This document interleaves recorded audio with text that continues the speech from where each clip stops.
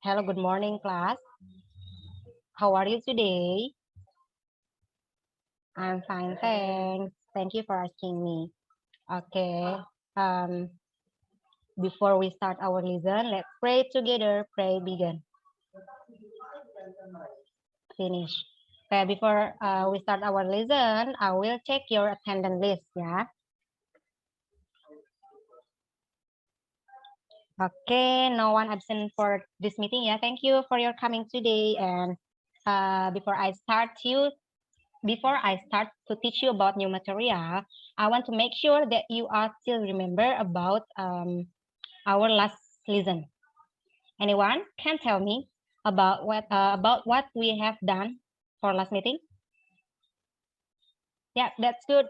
We have studied about descriptive text. Ya, kita telah mempelajari tentang descriptive text, and I want to remind you about what descriptive text is. Descriptive text is text which describe people, place, and anything. And the aim of this text is to entertain the reader. And usually, descriptive text using simple present contain many adjective and adverb. For example, the view in the mountain is very beautiful, ya. Contohnya adalah pemandangan di pegunungan sangat indah, ya. Seperti itu. And then in this wonderful morning, I will teach you about procedure text. Do you know about procedure text, everybody? Belum tahu? Oke, wait. I want to share the material. I will share the PPT ya, Kak. Saya akan share PPT-nya sebentar. Dan adik-adik juga jangan lupa untuk menyiapkan, anak-anak jangan lupa untuk menyiapkan pensil, pulpen, dan alat tulis ya. Alat tulis, sebentar. Alat tulis untuk menulis ini ya, materi yang akan saya beri. Sudah siap alat tulisnya.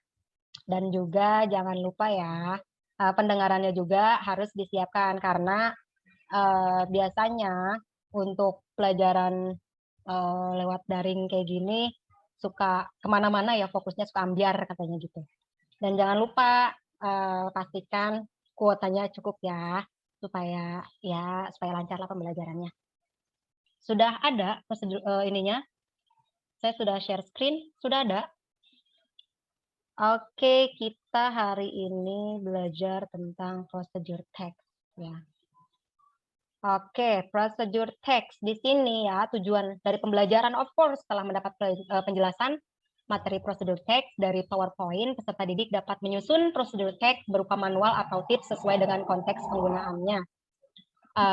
Setelah mendapat penjelasan materi procedure text dari PowerPoint, peserta didik dapat menentukan struktur teks dan unsur kebahasaan dari teks tersebut yang dibuat sesuai dengan teks penggunaannya.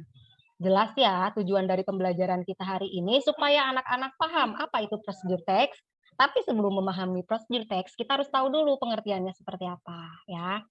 Nah, di sini ada definition of procedure text. Ada 3 definition ya untuk ininya.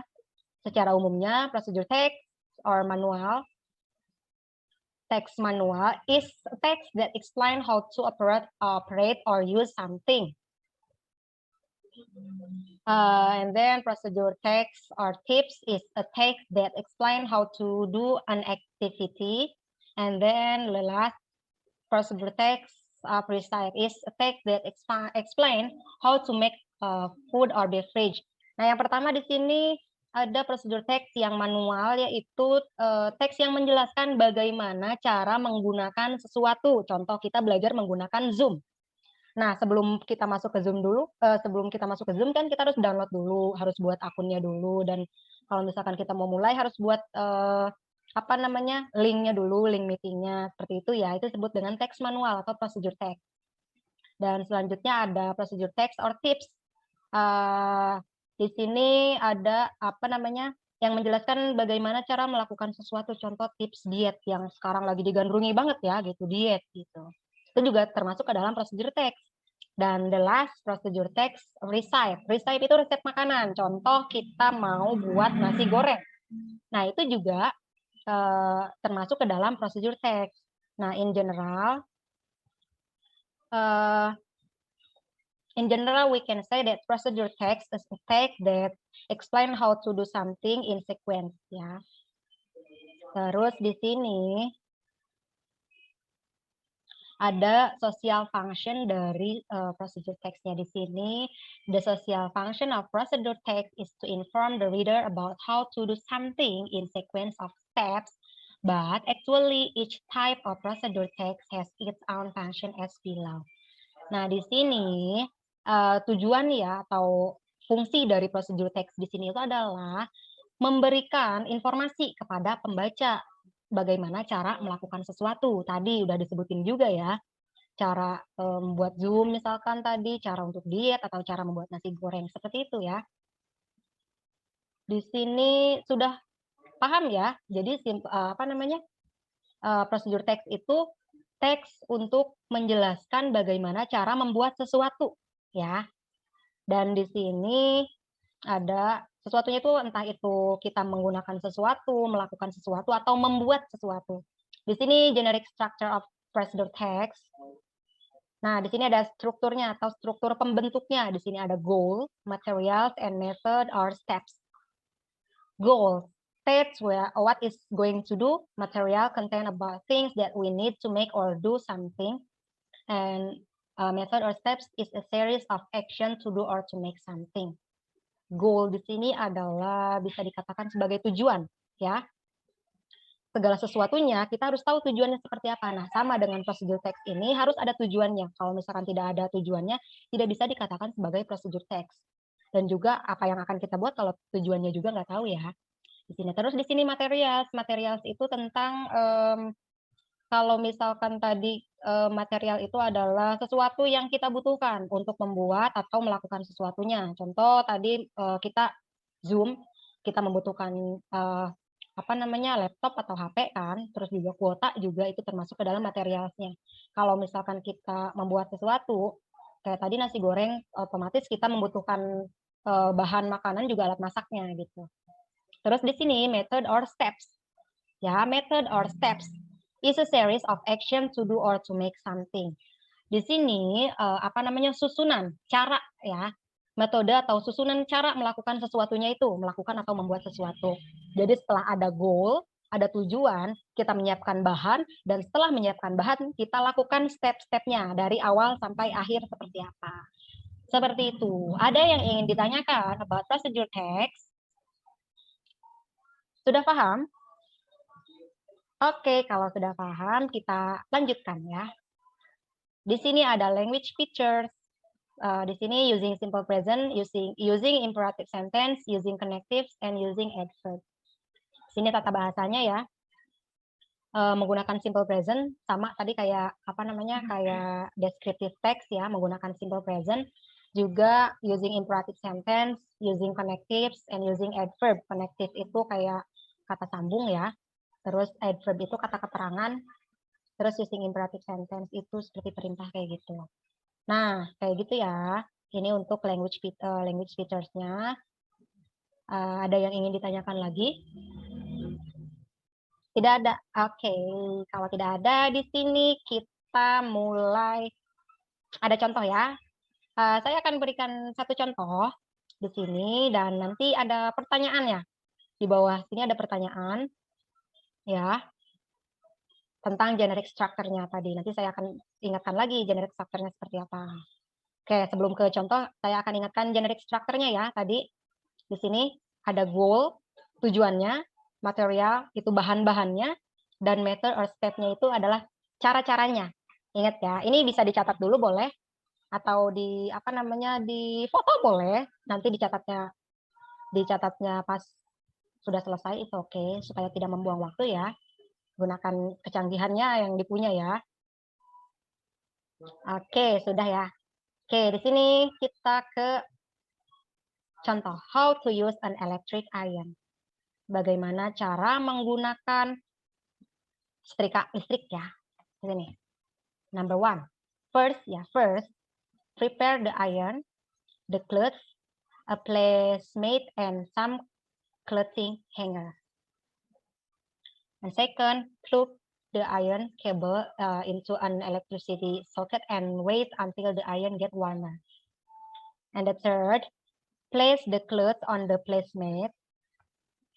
And fourth, then apply the iron on the cloth surface evenly. And the fifth is flip the cloth and apply the iron on the other side of the cloth. And the sixth is put the clothes on the clothing hanger. And the last is continue with other clothes. Ya, di sini ada yang tahu ininya? Artinya gampang lah ya, ini artinya. Yang pertama, siapkan setrikaannya, pakaian, dan juga papan setrikanya juga ya. Terus juga beberapa gantungan baju ya, bukan gantungan kunci. Nggak bisa kalau gantungan kunci. Terus di sini plug the iron cable into an electricity. Nah, habis begini jangan lupa si setrikanya dicolokin ke listrik ya. Kalau nggak dicolokin nggak bakal bisa, nggak bakal panas ya. Terus tunggu sampai agak panas ya. Di situ setelah itu setelah itu place the clothes on the placemat. Jangan lupa bajunya diletakkan di papan setrikaan itu, terus then apply the iron on the cloth surface evenly. Nah, jangan lupa digosokin tuh setrikaannya. Then flip the cloth, apply the iron on the other side of the cloth. Ini ya, bagian-bagiannya diganti, yang udah diganti sama yang belum kayak gitu. Terus put the cloth on the clothing hanger, yang udah digantung. And then continue with other cloth. Lanjutkan dengan pakaian yang lain sampai selesai. Seperti itu. Gampang kan ya? Gampang lah ini mah. Bisa kalian juga. Nah, dan tadi sudah dan terakhir. Now let's try to find the generic structure on the procedure text we learn in the example. Ya. Kita harus coba menemukan generic structure-nya ya tadi dari procedure text when we learn in the example. Ya, di sini ada goal, ada materials, and method or steps. Oke, ada yang tahu apa goal-nya?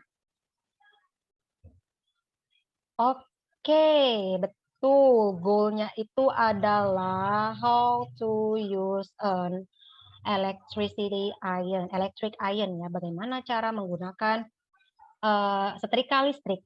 That's good. Berarti kalian menyimak ya dengan baik ya. Pendengarannya berarti digunakan dengan baik ya. Terus di situ ada material. Materialnya ada apa aja? Ada iron, oke. Cloth, oke, that's good. Sama apa tadi? Placemat. Oke, that's good. Materialnya di situ ada ini ya. Ada setrika, ada baju. Dan lihat ada satu lagi tadi. Apa?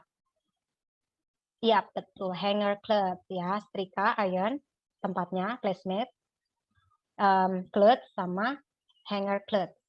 And then method or steps. Method or steps-nya tadi. Oke, paham berarti ya. Kalau kayak gini terus nih, saya ngajarinnya juga seneng nih. Gampang dipahami gitu. Gampang memahami kaliannya. Jadi nggak mesti kena ceramah dulu gitu ya. Gini terus kalau belajar ya, supaya supaya materi yang dianggap susah itu sebetulnya nggak ada yang susah. Yang penting kita enjoy ya. Yang penting kita menikmati waktu belajar kita, cara belajarnya kayak gitu. Ya. Oke. That's good. Tapi sayang waktunya sudah mau selesai ya. Nanti selanjutnya kita akan belajar tentang yang receive. Yang receive ya. Hari ini kan kita yang manual nih, yang cara menggunakan sesuatu. Nah, next meeting kita akan belajar cara membuat sesuatu ya. Cara membuat sesuatu. Jangan lupa untuk persiapkan diri kalian. Siapin kuota juga nanti, jangan lupa, jangan pada kabur lagi belajar bahasa Inggris. Gimana mau bisa bahasa Inggris kalau belajarnya kabur terus ya. Begitu. And then sebelum saya tutup, saya akan memberikan sedikit conclusion ya about what we have done today, apa yang telah kita pelajari hari ini. Jadi hari ini kita belajar tentang procedure text. Procedure text is a text, ya, a text that is planned to do something or to make something, ya. Descriptive text adalah teks yang menjelaskan bagaimana cara membuat sesuatu atau melakukan sesuatu, ya. Atau menggunakan sesuatu juga di situ. And then di sini kalimat tata bahasanya using simple present, menggunakan simple present. Terus di sini menggunakan adverb dan juga menggunakan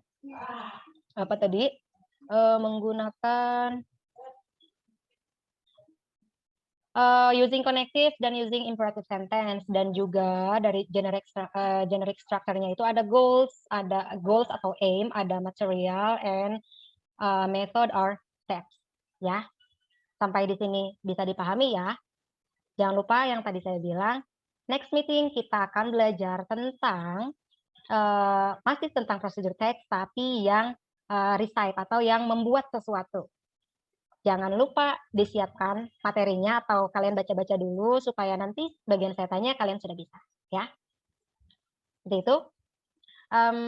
Oke, waktu untuk belajar kita hari ini sudah cukup. Terima kasih atas partisipasinya hari ini. Saya suka dengan kelas yang aktif seperti ini ya.